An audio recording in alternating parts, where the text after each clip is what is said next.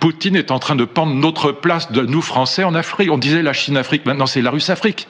Et donc on a réussi à installer Poutine en leader du Sud global, c'est-à-dire des 2 tiers de la planète. Et en ça, c'est aussi un échec, vous dites. Évidemment, c'est un échec majeur.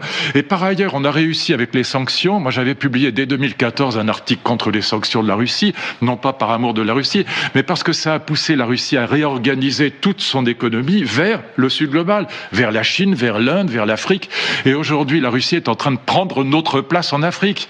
Regardez chaque fois ce qui s'est passé, regardez au Mali, les panneaux très grossiers contre la France. Qui vont plus que voilà. des drapeaux parfois brûlés également. Vive la Russie, je veux dire. Pardon. Mais des sanctions qui commencent aussi à avoir quelques conséquences pour l'économie russe. Hein. Ça aussi, c'est une réalité. Mais la principale conséquence, c'est de la réorienter vers le Sud global. Ouais. C'est-à-dire que, alors que c'est pas du tout notre intérêt. Notre intérêt n'est absolument pas de transformer Poutine en leader du Sud global, et notre intérêt n'est absolument pas de créer un axe sino-russe contre nous. Enfin, c'est délirant ce qu'on a fait depuis 2022 et même depuis 2014. L'Ukraine a perdu. Qu'est-ce que vous voulez que je vous dise, on peut dire c'est navrant, c'est désolant, et c'est évidemment. Et vous savez qu'avec ce type de propos, vous n'allez pas vous attirer que des roses, mais forcément. Mais c'est une évidence. C'est une évidence. Il n'y a pas un général sur Terre qui peut dire le contraire. Luc. L'Ukraine a perdu. Après combien 250 milliards d'armes données à l'Ukraine, on peut pas dire qu'on n'a rien fait. Oui, c'est sûr que le soutien a été